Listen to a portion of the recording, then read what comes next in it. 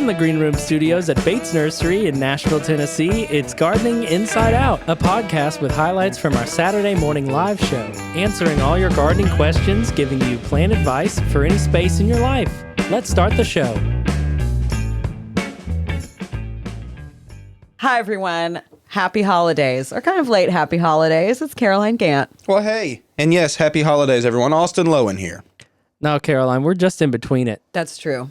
And this is Tyler. And I wish you a happy new year because I'm looking forward. Oh, Look at you. Look at you go. Mm-hmm. But we just had Christmas. Are we not going to talk about that at all? Like, anybody get anything cool or anything plant related or I got something? a Yeti mug and the liquid stays so hot I keep burning my mouth. But it was a great gift. It is a great gift. Yeah, I got to get used to it. They work so well. Mm-hmm. They do.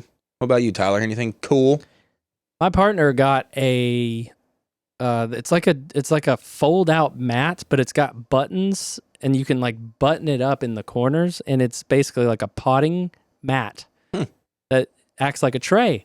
And on every corner, it turns it into like a little thing where you can just easily funnel the dirt back into the bag or whatever. I get what you're Whatever doing. you have. So you can repot stuff so easy and they're really big. That sounds pretty awesome. I usually use a big box, but that would be so much easier than that or just a flat piece of cardboard. I just take my plants out to the grass. All the leftover dirt just nestles in. Just nestles on in. Just take them out Nuzzles. back. Use the wrong word. Nuzzles. I was telling Caroline earlier, I got some cool seeds. Nice. Some Datura seeds. Moonflower is a common name, but it's a double frilly purple bloomer. And it's highly poisonous. It is. It says that on the packet like 8 different times. Love Do not that ingest. plant. I'm going to come take a little cutting of yours in the middle of the night. You don't have to. There's probably like 50 seeds in there. I will take some seeds. I'll give you some seeds. I would love some seeds. Man, that plant, it's not perennial here in Middle Tennessee, but like it pretty much is It just pretty from much seeds. is. It reseeds itself and it grows. Sorry, I kind of cut you off, but it grows everywhere. You're in my excited garden about beds. it. I am. I love it, but it will spread like crazy from seed. It really does. They go from one side of my bed to another and across the yard. They come up everywhere. My mother-in-law planted them one year, and she's had them pretty much ever since. I think we finally ended up being able to get rid of them. And it's also a weird growing plant. It's like you wouldn't call it a shrub, but you wouldn't really call it a vine. But it almost is like somewhere in the middle of that. It ends up at the end of the season like this odd growing thing. There's Is no it way like to keep it like Dipladenia in check in that way? It's not that viney. It's not a vine at all. It just like has these long arms that shoot off in all directions. Pretty much. It's crazy. It has no like, you can't look at one and the next one's going to grow the same. Yeah. They're so cool. Weird. Their blooms are beautiful. They're giant, they're beautiful, and they turn up. Instead of Unlike down. Brugmansia, which turns down. Which is annoying. No, it's not. I don't like how Brugmansia's flowers turn down. It's annoying. I want them to look at me in the They face. blow in the wind. They dangle like dangle. amazing little dainty poisonous bells that open at night and attract so many pollinators. I just wish those flowers would point up. I don't. I Have do. you not seen a huge one Yes, where the I've seen a flowers huge are one. hanging down? You can literally stand under it and look into the flower. Tyler, give your thoughts here. Yeah. Well, actually, I just got a thermometer, an infrared laser thermometer for Christmas, and I point it at the dirt, and I look at the soil temperature of the dirt. You look at the soil temperature around the Brugmansia to decide whether or not you like Yes. them turned up or turned That down. was the I'm not. question. I'm not getting involved. I'm deflecting hard. Like, Why? We completely, Our listeners want to hear what you think. Do you like them turned down? Do you want them pointed up? I'm on the downside, I guess. I mean, like, why does it matter that much, Austin? I mean, If they were turned up, they would just be like a bigger datura. Which is fine. No. Then you can see all their glory. You can only see datura because you can stand over it and look down at it. Yeah. Brugmansia gets so tall that by the time they bloom, especially for us because they bloom in September, you'd have to get on a ladder to see the flowers up high. No. I don't mean like they have to be perfectly upright, but like just like more so like a beam of light open and looking at me. I want to talk rather about than something down. really fast. I have a video on my phone, and if I can find it, I will share it to the Gardening Inside Out page of one of the dangling, turned down flowers blowing in the breeze with a little tree frog asleep between or like on the outside of the flower. Austin, I'm really surprised because you Rocking like a cradle. You like styrax. I do. Those downward bell-shaped blooms. So why? Well, because they're so showy, because there's so many of them that it litters the whole tree. Even though they dangle down, it's still just a pure white mass of beauty. And then Brugmansia is different because it's they'll bloom kind of all at the same time, but not really. And and you got to get all up underneath them, crick your neck on up to look at the bloom. So, I'm not super mad about it. you seem to feel a type of way. About well, yeah. I don't know how we got off on this, but you went from Datura to Brugmansia. True. And yeah, you're right. And but now I tried to bring it back around to Christmas presents. Failed. Yep. Well, it sounds guys like were you got a really cool Christmas present. A little soil temperature tester. Is that what you said? It's an infrared thermometer, and it's got a little trigger, and it's got an actual laser if you want that on or not to see what you're pointing at. Mm-hmm. But it's awesome. It goes from negative 58 Fahrenheit to 1022 Fahrenheit. Whoa. Yeah, we heated the side of a fire pit up with a butane torch and got it up to 450 degrees. That's cool. And I like that. It is cool. And I can stand at my front door through my glass storm door and point it at my porch or whatever, or the bush, and I can see the temperature outside. Oh, wow. Yeah, that's Really? very cool. That's amazing. That'd definitely come in handy when you're wanting to kind of get ready to plant in the spring and kind of check your soil temp, see where it's at, if things are going to move or if they're just going to sit. I like seeing stuff that you don't see with your eyes. I bought an indoor air quality meter to see how much indoor CO2 builds up. Mm-hmm. And I'm going to use it in my greenhouse next year to monitor that data. And then also temperature. It's so cool to see temperature fluctuations. What if it's a really warm day? You want to know how cold the soil still is and what really makes it warm up. Mm-hmm. Now I know. What really makes it heat up. Yeah. And also I can see what temperature my griddle is, for the perfect sear on my steak. Great point. Or whatever. Well, cool. That is cool. Who gave you that, Sarah? Your partner? No. Your mom. Santa. Santa. All Santa. right. That's Got right. it from Santa. He slayed it on down. Nice. That's a great gift. Yeah. Mm-hmm. Well, good. Well, we had a good holiday show this week. We did. We had a really exciting holiday show. And I know you guys can't see it because you're just listening. We were sitting at our brand new desk that Tyler designed and built and finished. Brand new wall color that Caroline and Austin painted themselves Mm-hmm. We did that, and we fancied in record it all up. time. We did. Whole lot of lights, whole lot of garland and ornaments and things. And so beauty. it was a pretty show, a pretty set this week. Yes, it was. We look forward to using this to entertain and also inform you as we go into the next year. We're also planning another demonstration area on the far side, so we'll be able to show and tell some really cool stuff about plants and get closer up than we have been before. Well, let's go ahead and get close up to this week's broadcast. What was it? Saturday, December 23rd, right before Christmas Eve. Yeah, it was. Ho, ho, ho. Enjoy. Have fun. Let's go. Are there special things that you guys have in mind with regard to holiday gardening that perhaps you've been working in your own garden and encountering things, or perhaps you've been talking to people who have had particular issues going on? So anything that strikes you right off? I haven't been doing hardly anything in my garden, not gonna lie. Well, you went wild a couple weeks ago. I did. so- It's been busy with the holidays, so no, I haven't done much in my garden. I will say this week we got our biggest shipment of pottery in.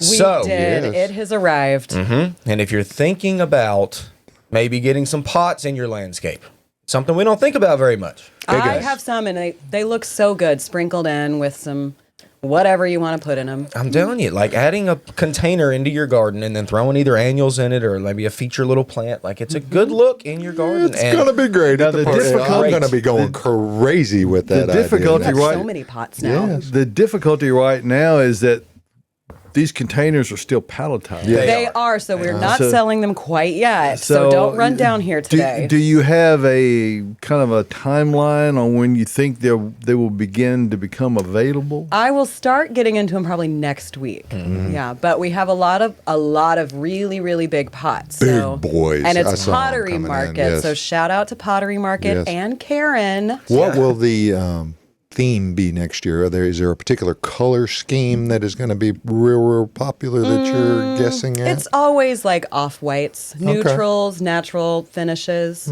I would say that's going to continue. Well, I Best bet gift. you we've got a few questions out We there. do have Do a we? few this morning. Yeah, so let's go ahead and start with that. We have a question about planting trees in Nashville. Am I able to plant trees all winter in Nashville?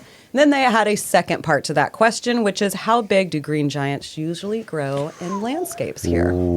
Good questions. Big. Yes, very good ones. We have trees through the wintertime all the time, and you can plant them throughout the winter. Really at any time, unless the ground's frozen. And even if it is frozen, David's talked about this. If the ground freezes, it's usually like an inch or something frozen. So, like, even if it is frozen, you can still plant a tree. Deciduous trees are really, really hardy for the most part and don't need much extra help. But It's my favorite time to plant trees because you It's the can't do best. much else in your garden, but you can No. get out there and dig holes and then you water it. I just water it once. I really love planting trees in the wintertime because I get to see the branching structure of the tree. I don't have all these leaves that are covering. So I get to see the actual stems of the plant, and I can tell which ones I'm going to prune and shape or which whatever. way to orient Which it. way to Yeah. orient it. Yes, all of that. So great time to plant trees through the wintertime for sure. And then when it comes to... Go ahead, David. Well, I was just going to say, I've had several comments because I write this gardening newsletter and I do reply to people directly. And I have had a number of comments this week about people with concerns about this frozen ground planting thing and wondering how long do I need to wait after the ground thaws. It's all it is that if the ground is really frozen hard and deep, you can't physically dig a hole. Right. If you can get a hole dug, You can then plant it's a all tree. good. Yeah. So it doesn't hurt the roots. There's no they're very adept at the cold temperatures. The main thing is it's really hard to dig a hole if it's like 3 or 4 inches frozen deep. That is a rare occurrence around this part of the world. So pretty much, and it's frequent that we go through all winter and don't have any frozen soil at all. We did for a few days last winter. Don't know about this one. Yeah. Too I soon to hope tell. not. But it's all we know is that this time last year, talk about a diversion topic. We were all going, well, what is this? It was 60 degrees, at one part of the day.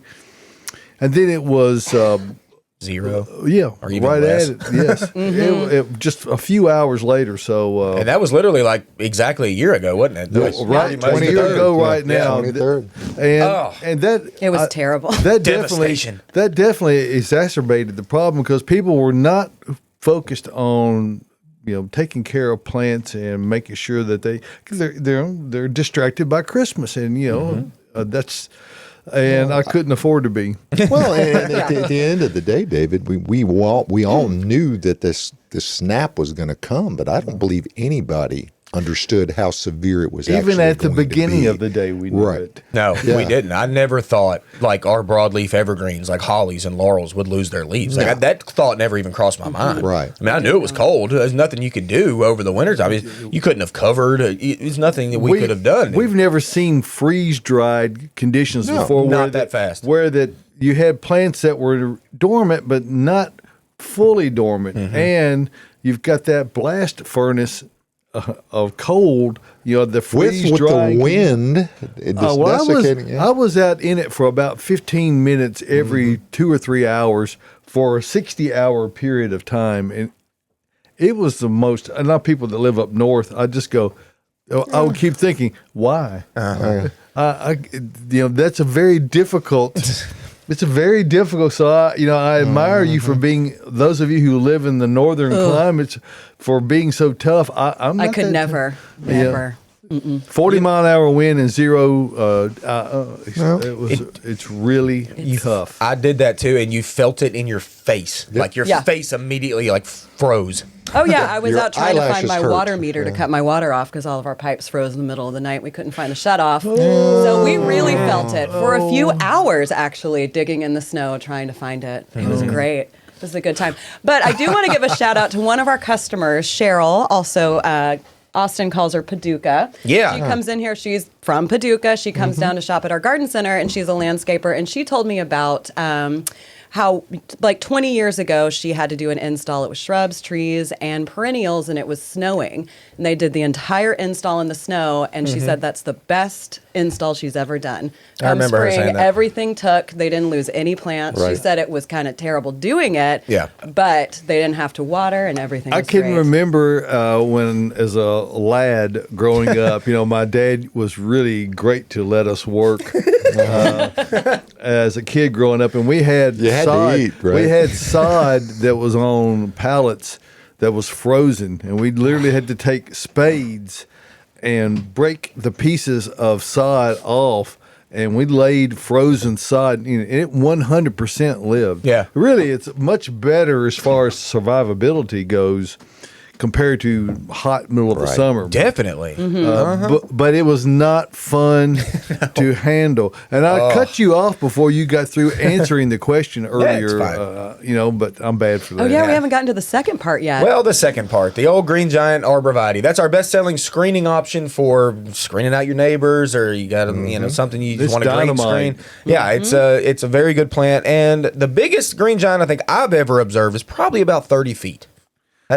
I have seen them back in the day, and there's a nursery, Worthington Farms in North Carolina, has a hedge of 60-foot specimens. So Wow.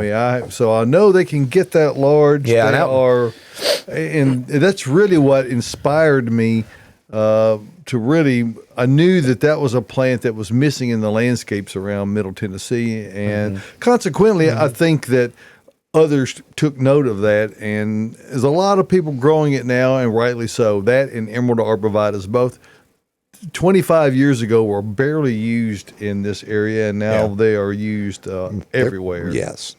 Yeah, and it's not just used as a screening plant. I mean, that's a great application for Green Giant Arborvitae, but that plant is a very formal growing plant. So it's a very pyramidal shape, really, without any type of prune. Exactly. So it's like 8 feet wide at the base, roughly, working up to about 30 feet here in the mid-state anyway. But it's formal. You don't need a prune. So if you have a large home, say 2 or 3 story home that's pretty big, and you bring the corner, you want like a corner plant on the edge, you don't have to go super skinny with Emerald Green Arborvitae. You can use Green Giant Arborvitae. Just make sure it's kicked out from the house You need to a little have bit. You need to have that out 6 feet. Yeah, about 6 feet from the house, but it actually looks very nice on on a corner of a big home. I love them on either side of the driveway. Exactly. That's Another look. Absolutely gorgeous. As long as you give yourself a little space around the base, and you're good with that plant. So it's a good one. People frequently misjudge. That's the biggest and most frequent landscape error, that people buy a large corner plant or something that could be used as a screening plant and simply plant it too close to the house. Yes. We have a hedge row on the northern property line of Green Giant Arborvitaes that we planted 4 years ago. They were in a 7-gallon container. They were about 3 feet tall. They're how tall now, Austin? They're 12? huge. They're 12 foot. 12, yeah. They're 12 foot easy. So, they're really at that stage where they're making the big jump. And you can see that year after year now, where they are just, they're adding feet per year now. Seriously, it's incredible how fast they grow. And for a conifer. within a couple of years, and I planted these 10 feet on center. So within a couple more years, they will be into each other, and that green wall effect, which is what my goal is. You often recommend as well to offset them. If you've got room If for you've it. Now, got- the one thing about green giants is they get so big. Right. A lot of people don't have room for that. In this area where I planted them, there was no room. No. There was no room to put. And if you had room and you could put them 10 feet on center, but put the 2 rows 10 feet on center, that means they're actually gorgeous when- every if you've got the 20 room. feet per in a row. And it's from a design standpoint, it looks a lot nicer. Yep. But you don't always have the space, particularly Right. for something that a conifer that gets so large. Yep. All right, we got a question about living Christmas trees. Okay. So, how often do I need to water my living Christmas tree after I plant it? I'm after you assuming you're plant going to it. plant it, In the ground. next week or Yeah. definitely in the ground. Okay.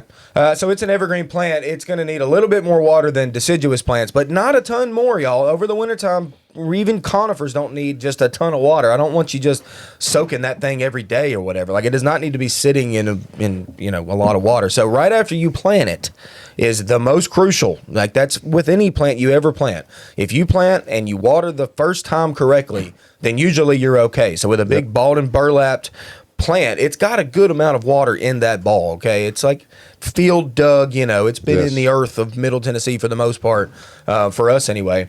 And then so you put it in the ground, you water it, soak it really deeply the first time, and then usually you can walk away. Maybe Right. you have to water once every 2 weeks. Maybe honestly, not even. My father, we that was his thing. That we had living Christmas trees for several years until he ran out of spots in the backyard to put 'em. Yeah.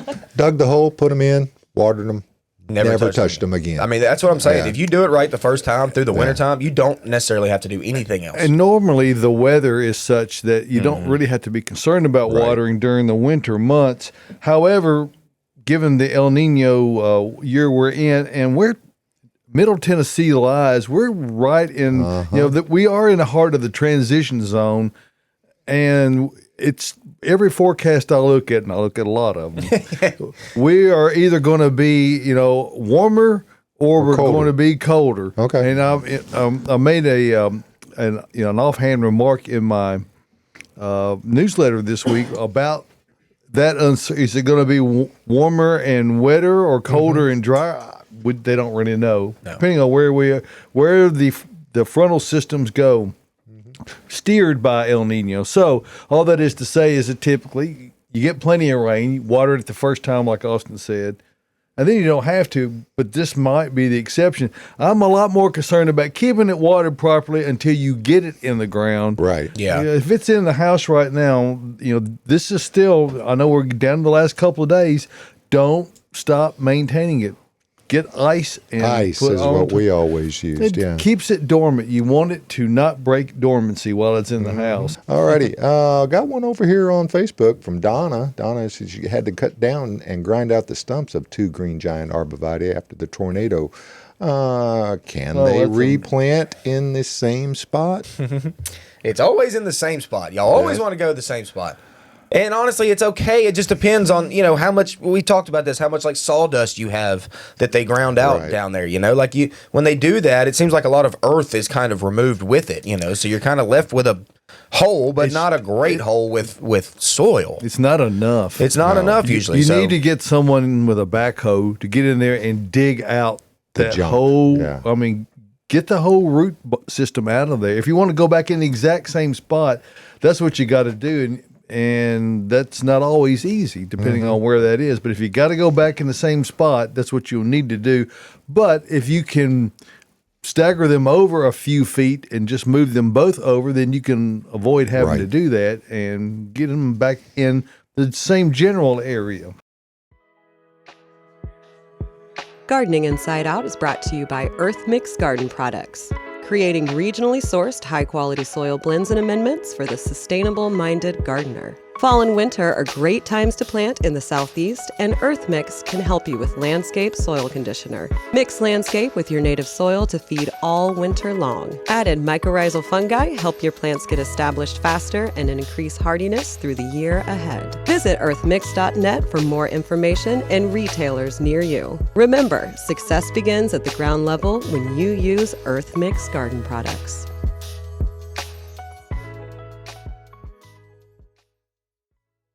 Is it recommended to put down compost and mulch now or best to wait until spring? Yes. Yes. Yes.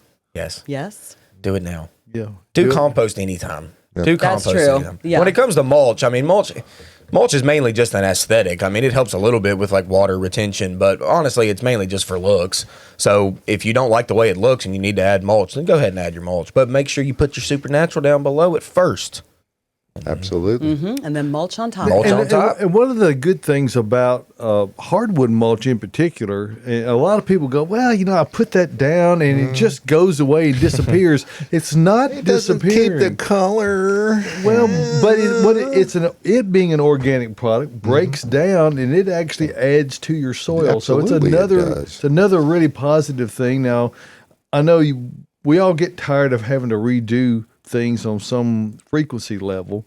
But if you really want to work on your soil, that's a great way to do it.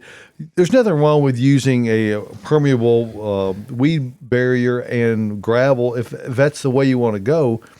But don't let yourself think that your compost or that your mulches that you're using are just going away. They are really going into your soil and improving it. Yep. One big tip with mulch too is y'all don't overdo it, okay? When you got a main stem of a plant or your shrubs, don't keep building that mulch up around the main stem of the plant. That just adds I see that all the time. All Little the time. pyramids up and around the trunk of the tree. Right on the trunk. I mean, some of the we have a year warranty on most of all of our plants, and if we ever see trees that are planted and they come back, a lot of times we'll see the stem will have 6 inches where you can tell there's been either mulch or dirt piled up around that stem. Well, not a good thing. 6 inches, Not a good that's practice. high, too. I know, but people think that you ought to bury the stem for some reason. I'm not sure why this is a practice, but people do it. There are some trees that can tolerate that, but the more hardwood they are, the less tolerant they are of that. That's the reason practice. it's on top of the ground, folks. Right. Okay. Good point, Josh. Yep. And what can also happen is if that mulch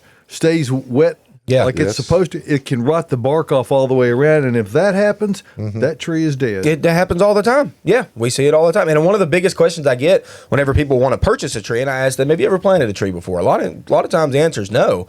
And they'll say, how deep do I need to plant this? Right? No deeper than what it is, where the pot, that's as deep as you want, if not a little bit higher than soil level. Never go below soil level with your tree. That stem should never be below the earth. It needs to be a little bit above it or right level with it. But it's a common question. And I would say if you're curious about practices that people who do landscape maintenance, and if you see them this is a practice that started in commercial landscapes because I think people are looking for things to do to create, and I don't blame them for that. To justify the contract that they signed. But that's a very bad practice. So I would take note of, I would avoid doing business with anyone or taking their horticultural advice if they're doing that practice. It is that volcano look.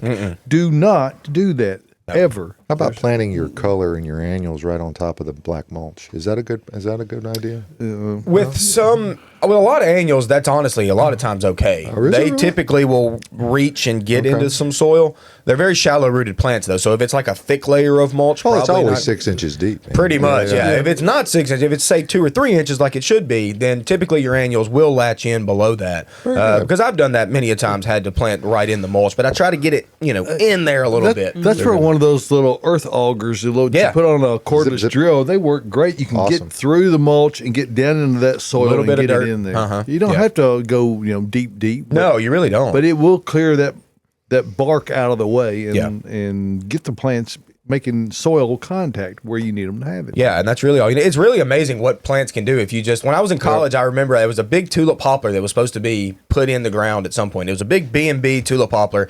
It sat at the corner of our Hort building, where I had most of my classes, and it never got planted. I don't know what happened. It was just whatever. It was leaned up against the fence, bald and burlap, sitting on top of the earth. Well, it got to be like a year or two later.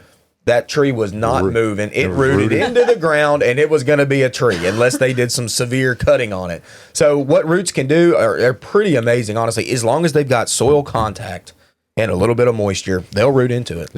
Well, it's crazy. Also here, too, we have, say, weeping willow trees that are in a container, sitting on the ground on gravel that we have here. And if they don't sell quick enough, those roots go right through the bottom of that pot and root into the earth. And sometimes you got to get them out, and we have to just sever the roots, to get them into somebody's vehicle. Yeah, and that doesn't hurt them. No. Especially not willows. Not willows. God, their roots are insane. And most anything that's in a container has got a pretty fibrous root system. Yeah. So you're gonna cut a few roots, not a big deal. Yeah. You may have to some things like willows grow so rapidly that the pot can't be slipped off. You have to cut the pot Yeah, to be able to get it absolutely. out of That there. And then happens a you lot. got to do some roughing up of the root system. You don't want them to get root bound, or you don't want them to stay circling around if that's the case. Spiraling. Yeah, another common question is about plants that are root bound. Like you'll sell a tree and they'll be like, "Well, is this plant really? Or is this like root bound or whatever?" And I'm like, thinking to myself, well, would you rather have too many roots or not enough at all? Okay, so if you ever pull a Absolutely. stem of a plant, like a lot of times we pick up plants by their stems, not necessarily their pots. And if they're well rooted, you can pick them right up by their stems and their pot comes along, everything's fine. Well, say some certain things, like say young dogwood trees don't necessarily have the most extensive root system. Right. You pick that up by the stem, it might come right out of that pot. Right. I don't want that. I mean, I would don't want much that. prefer have a plant that has a lot of roots rather than not enough. Yeah. So being root bound is not that big of a deal. You just got to, like David said, tease them a little bit, mess up the root ball a It's little. an easier problem to deal with. If you've got to Yes. pick one, I'd rather it be on that side of the equation. Hey, y'all, we got a question from the Washington Coast area. Wow. Yeah. What? I know, right? Somebody out there. Washington, shout I've never out. even been there. I haven't either. Is this I have. no? It's Is this the Washington Coast and the Pacific Northwest? They Or- just said Washington Coast. I'm assuming. And their climate is very mild, is what they and say. wet Absolutely. currently. Yes, and wet currently. So they have a question about irises. They say they cut back their irises, and then How many of them? And then they regrew, flowered here in December. So I'm not sure if I should cut them back again with all the rain and moisture.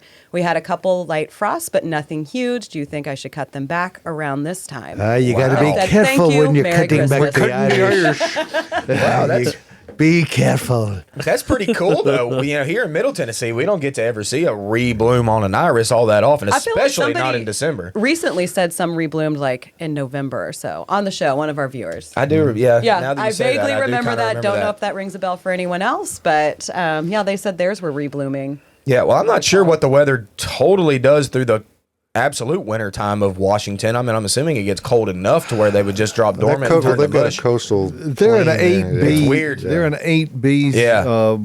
Generally speaking, so they're it's very mild all winter. It is, but Could it's be a little wet. damp. It is wet, yeah. So the good news is if you need to transplant something, you can pretty much do it whenever you want to do it. Now, cutting it back, I mean, I don't necessarily say you need to cut it back unless you feel like you need to, like when it looks bad. Like around here, whenever our irises turn to mush, more or less, we Right. decide to just clear cut them to the dirt.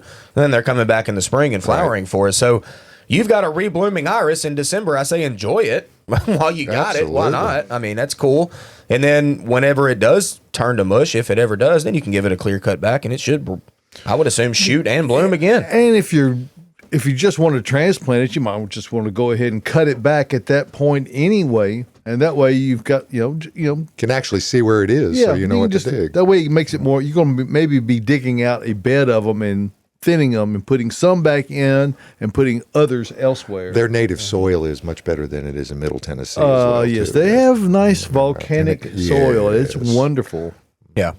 They've got a whole, don't they have like a whole 6-8 inches of just like, Cascade Range, man. it's like leftover plant material, more or less, right? Like it's like a buffer zone. Like ferns and stuff grow so well there. It's Well, it's a incredible. temperate rainforest for Yeah. the most part Yeah. on coastal. So,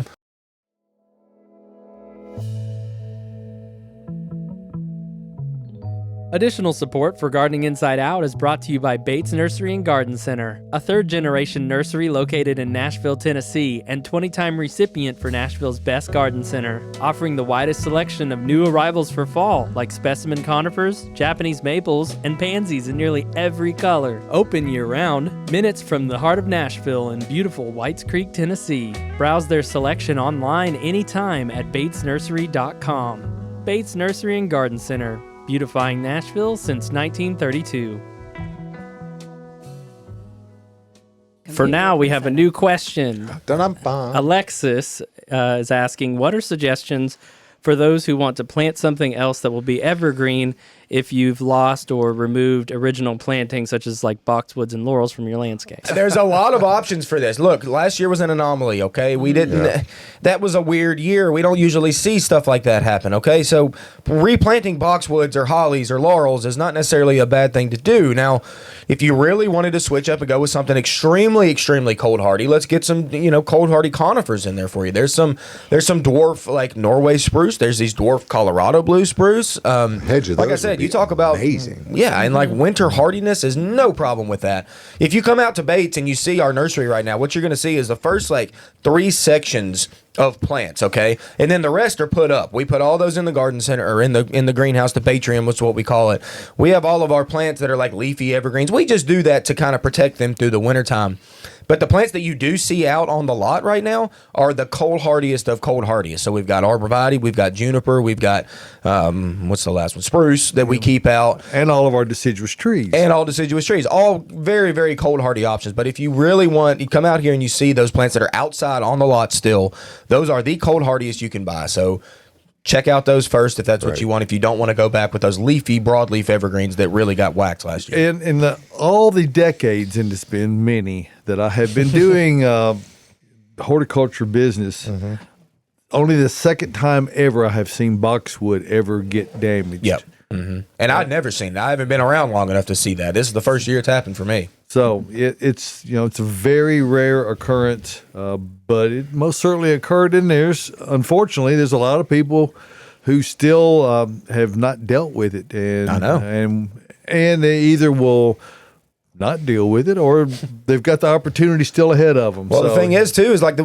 just what you said. We had a couple guests come out 2 days ago, and they had not replaced their boxwoods that got injured, and they decided to do it. And a few days ago, we had 20% off. Right. So they replaced like 40 boxwoods.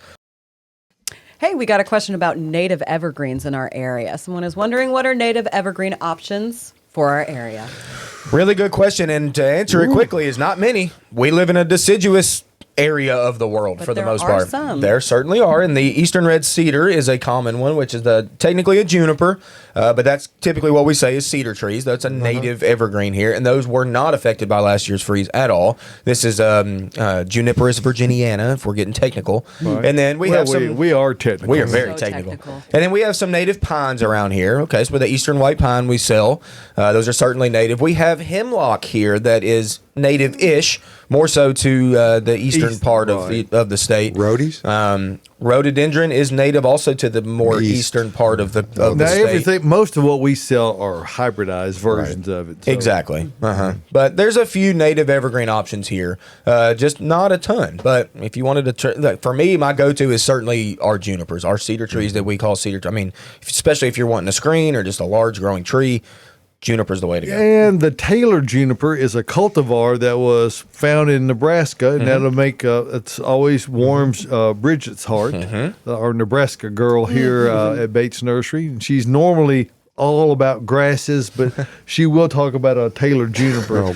And they look like a common cedar tree, except for one thing: they are columnar. So if you are looking for something that has more of the look of an Italian cypress, something that's very slender and columnar, that's a great choice for you. It's the skinniest tree we sell, pretty much. Yep, and it's extremely winter hardy, where Italian cypress is not. No. We not don't at all. sell those. We don't sell them, no. Some people will try to them, and Julie will special order them sometimes randomly. But I've seen people get a year or two out of them. Oh, that's not worth it. If you're, I don't think so. No, Taylor juniper is the way to go. They look exactly the same, and they live here. They're going to do better. I got 2 at the house. They were affected 0 by last year's freeze. 0. Well, perfect. Nice. All right, your thoughts on weed preventer, which is preen, in the winter. And then they said thank you. Yeah. You're welcome. In the wintertime. I'm not going to go like dead of the winter, I don't think. What do you think, David? Like, I mean, more like late winter into the spring. It's going to leach and go away so completely that it's really a waste at this time of year. So I would not be one to put down pre-emergent herbicide right now. I would do that as you were mid-February. Leading into the season, it normally only has about a 60-day window that is really effective. So when you apply that, you want to always apply those to weed-free areas. They do not kill weeds. They only prevent weeds that come from seed. So if you don't have the ground bare or have the beds cleared of other weeds, it really does nothing. So just be mindful of that and have your understanding of what it will do firmly in mind. It is a great aid. It will not make all vegetation stay out. No. It won't do it. So, but it'll And sure, apply it per the package instructions. Don't make it look like yellow snow. No, I mean, and you want to be able to detect the presence of it, yeah. but you don't want it. You don't want it to be They have yellow. a picture on the Yes, label. you know, shows you the you know, proper spread. Yeah, you should only, if you had like a nickel, you're probably only going to have like maybe 20 little flakes in that size, and they're very small pieces. So Yeah. but don't go crazy with it. Yeah. No, that happens all the time, people, especially like landscapers. And I have a really good friend that's a landscaper. He owned his own business for a while, and his guys, he was telling me about how he was spending a lot of money on like the Roundup Quick Pro. That's expensive. Yes. And he was spending a lot of money on it. I said, well, how are your guys mixing it? And they were not mixed. They were just pouring a jug, into the spray. It's like literally like 1 ounce per whatever, and they were just dumping it in there. That's so bad. But it doesn't do anything better. More herbicide more Roundup does not do anything. If you mix it properly versus if you just overdo it and just dump it in there, it has the same effect. Just set the You're money just on wasting fire. money. Yeah. Yes, That's exactly. a lot of money. Yeah, and he was. I had to tell him, I'm I said, tell shocked your right guys. now. So on every label, any Roundup you ever get or whatever, any product you ever get, just write with a Sharpie on the front of it. I do this all the time. 3 ounces per gallon or 2 ounces, whatever it is. Put it right on the front, and that way you know every time that's how much you need to mix. And you don't have that's to it. reread the entire label Exactly. every time. But when you first get a product, particularly if it's something that's new and you're unfamiliar with, or if it's some new version of it, they could have changed the percent of active ingredient. You really need to read that label the first time, and then what Austin's talking about, take a Sharpie and mark it on the front how you're typically going to use it. It does not work better to be putting it on there at a ridiculously high rate. No, not at all. Even going above and beyond, much beyond the rate that they ask. Occasionally, there are things. Say if you're going to spray Johnson grass or Bermuda grass, there may be a higher rate. It might be half again higher, but it's not going to be 4 times the rate. No. You do not get 4 times the result by using 4 times. Not at all. I just can't stop thinking about them not diluting it. Yeah, Let's think about succulents, though. My succulents are leggy, and it's annoying. What can I do?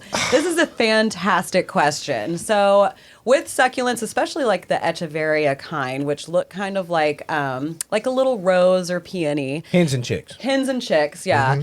They will get leggy. So especially if they're not getting direct sunlight. These plants like a lot of sunlight. So if they're not getting it, they'll grow towards the sun and they'll start to look leggy. So typically they naturally will shed some of their lower leaves, meaning the stem's going to come up and they're going to start reaching. What I suggest doing is just cutting that off. It's not going to kill the plant.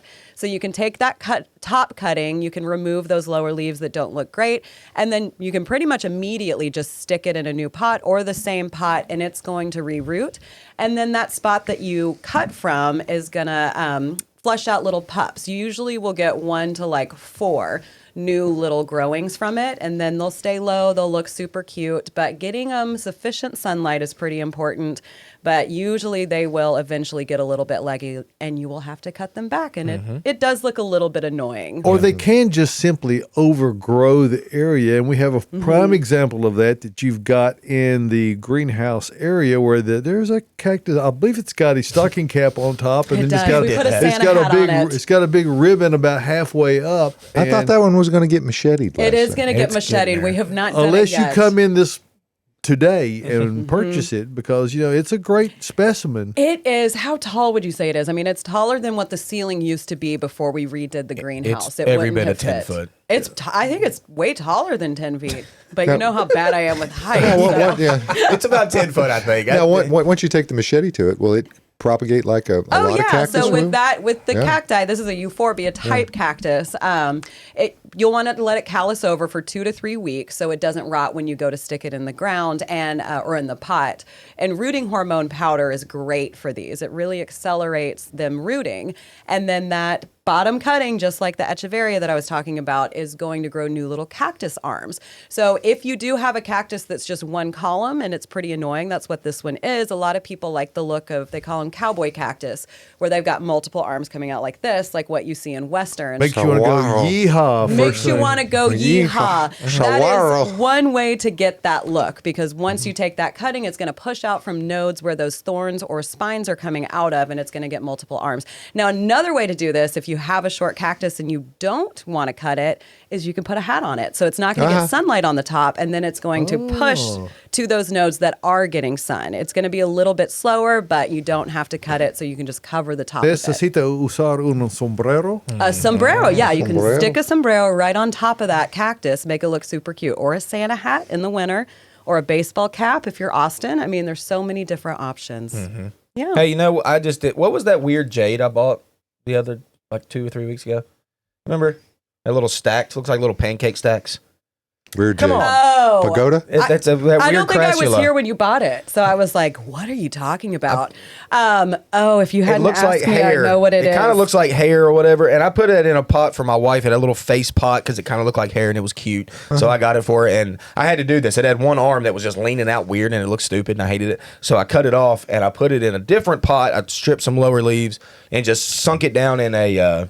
what's that other plant I got? The money tree. The big money tree that I got. It was money. And I put the jade just stuck it right in, gave it a little bit of water, and I think it's already rooted. I bet it is. Yeah, those will be it'll real. just fill. A string of buttons. That's what that is. That's what it is, It looks yeah. like a little stack of buttons. It looks kind of like origami, too. It's They're really, cute. really neat. Oh, look at that fade We're out. fading. Oh, Tyler. it's Christmas. It's Christmas time, guys, and thanks for tuning in. Jazz we want hands. to invite Everybody you. jazz hands. Happy are we Merry doing Christmas. this? Come out Because and see it's us. amazing and cool. Come out and see us. We're here till 2 o'clock today. And thanks for tuning in. We're here every week. Check us out again next week. We'll wind up the new year, or the old year, and say welcome in 2024 next Saturday. Right So, here from the on Greenish Room studio. On behalf of Josh Carey, Tyler Blankenship, Yes. Austin Lowen, Hey. Caroline Gant, we all thank you very much for tuning in to Gardening Inside Out.